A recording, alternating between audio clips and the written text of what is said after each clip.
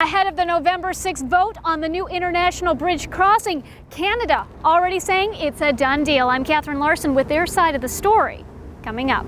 Meredith is all about heating up the fashion industry, and this is not your mother's kitchen. She's actually taking the vinyls, melting them for about 4 minutes. When they come out, they're fashion.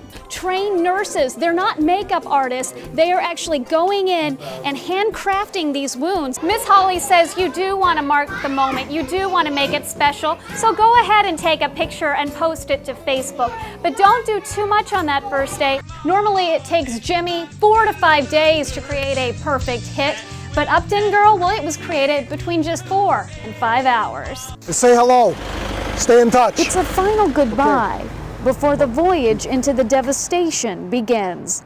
They will be driving straight through. Traveling 1,000 miles in a night, more than 40 trailers are trucking in the essentials that Belfor CEO Sheldon Yellen says include gallons of gas. Some cars in front of them have literally run out of gas while waiting.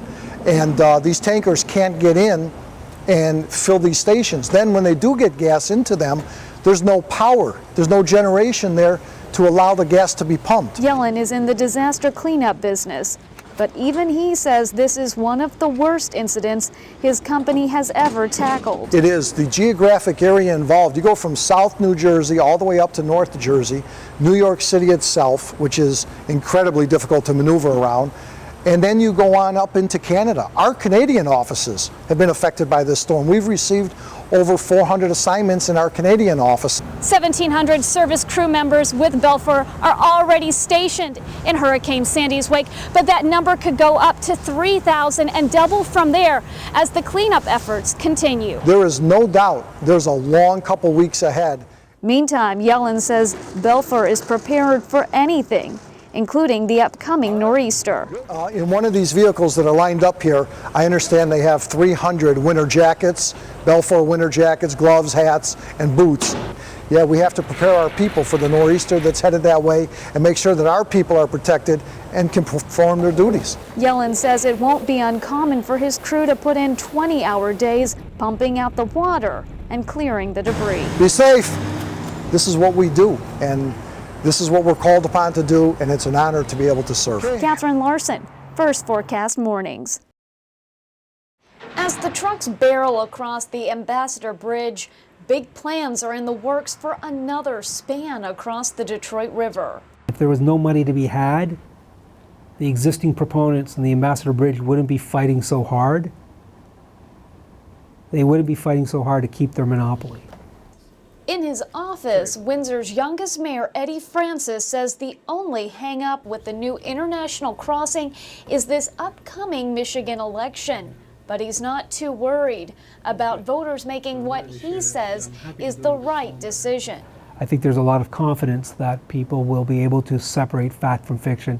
And when people are able to do that from that perspective, that they'll come to the conclusion that the right thing is to support a project that gets shovel in the ground, that gets the economy and jobs created right away, that stimulates the economy. The city of Windsor says already the new international bridge crossing is a success story, and that's because projects that are funneling into it, like the Windsor-Essex Parkway, our version of 696, have created jobs. So far, 15% unemployment rate has dipped to 9% in the last year, and they say those numbers will continue to fall as that bridge becomes closer to a reality. So those are 12,000 jobs that are already at work. Those are 12,000 jobs that for the past year have been generating economic stimulus. And as for Michigan jobs, Francis says there will be thousands more created on our side of the border. At the end of the day, I haven't heard an argument yet that basically says that we should not do this because we don't need the jobs. I think everybody agrees we need the jobs. I've not heard an argument that says we shouldn't do this because we don't need this economic safety net of good infrastructure for the medium and long term. Nobody said that because everybody understands and recognizes that it's important. As for payment for the bridge, Mayor Francis says it's payback time. When the Blue Water Bridge was built, Port Huron, the U.S. government, the state of Michigan, advanced Canada the funds. So this is our way of saying, you know, you've done it for us, now we're doing it for you. Canadians didn't get taxed, Americans don't get taxed. Catherine Larson, First Forecast Mornings. I think we'll find some large crowds here on Black Friday. Scott Light isn't your average mall walker. He's walking around the Somerset collection on a mission. Take a few minutes to visit the stores and really understand what the individual retailer is trying to project. As vice president of Troy-based Churchill Systems, Light looks at consumer demand and forecasts how national stores will fare this holiday season. And Light says this season, there's a rise of a new customer, the omni-channel shopper. That's one who won't be using just the brick and mortar stores. The consumers that use the web to do their shopping, they will spend 70% more dollars this year. Light says to expect this trend to continue, but sometimes heading to the store is a better deal. I think more importantly than the best price that you'll find is you'll find more convenience in one place or the other. Sometimes you won't be able to find an item that's in the store, but you can find it online. Other times you won't be able to get an item shipped in time for Christmas or in the time period that you need it, but you can go pick it up at the store. Well, most stores here at Somerset Collection are already decked out for the holidays. Some stores are not, like Nordstrom's that says they're just focusing on one holiday at a time. Light says that gamble may not pay off. It'll be interesting to see. There is certainly a niche of consumers that just wants to see the holiday season begin at a certain time and end at a certain time, and there certainly has been some creep of that timing over the past few years to become closer and closer to the Halloween season than the Thanksgiving season.